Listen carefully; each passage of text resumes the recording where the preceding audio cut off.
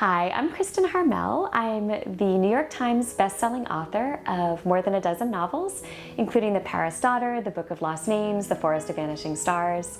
My novels have been translated into more than 30 languages. They're sold all over the world. But maybe more importantly, I'm the mom of a great little guy named Noah. He would actually insist I tell you he's a big guy. He is. Big boy. He's 7. I have a husband named Jason. I live in Orlando. And I can say now I am a cancer survivor. I received my cancer diagnosis on October 25th of 2022. I had my lumpectomy to remove the cancerous mass 9 days later.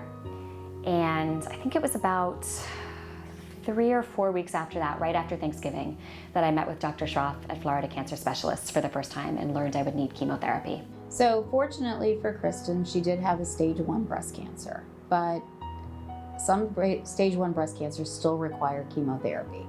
And so she received about 12 weeks of chemotherapy as prevention to help decrease her risk of having a distant recurrence later in life. My experience with Dr. Shroff has been great. She's been a great, I don't know if this is the right way to put it, but honestly a great partner in the journey. She was very clear about what my options were. She was open to answering questions, which I think was important. And that's kind of another piece of knowledge that for me I feel has come out of this. I think it's really important to inform yourself, but ultimately to feel a sense of trust in your doctor. She's been clear in her explanations, she's been kind, and I feel very confident with the treatment plan we settled on. From the very first time I went in for my first chemotherapy infusion, I really connected with a nurse here in the Winter Park office named Tara. And it truly became one of the highlights of coming in. I mean, you know, there's really no world in which you think, yay, it's time for chemotherapy today. But I really did always look forward to seeing Tara, and I think that she in particular made a really difficult journey easier and gave me something to look forward to, and that's no small thing. I shared my story online on January 4th, which was the day before my second chemotherapy infusion. It was right after the new year. I had made the decision that I wanted to be public about it for the purpose of encouraging people to get their mammograms. That was and continues to be really important to me. So I posted that on Facebook and Instagram, and I had thousands and thousands and thousands of messages of support from people, many of whom hadn't had cancer, but many of whom had, and who shared stories like, I'm a 25-year survivor, or I'm a 30-year survivor, or I had it in my 40s and now I'm in my 80s.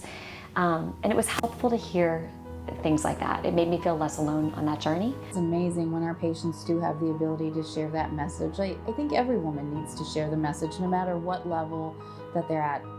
Kristin's been blessed that she's an amazing author and has the ability to share it nationally. I think every mom, every parent, every woman should do that. Share it with your neighbors, share it with your sisters, share it with your daughters. I think everyone should be sharing the message of screening is important and getting checked out.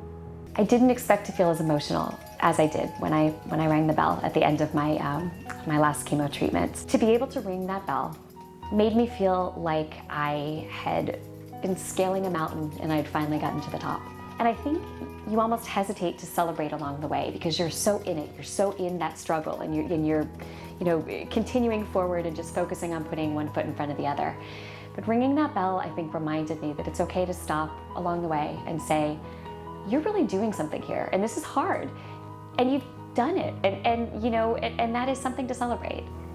My message to my Florida Cancer Specialists care team would be this: you met me in my darkest hour, and you showed me the way to begin finding my own way back to the light. And that really mattered at a time when life was difficult and I didn't know the way forward. So thanks for giving me a way forward.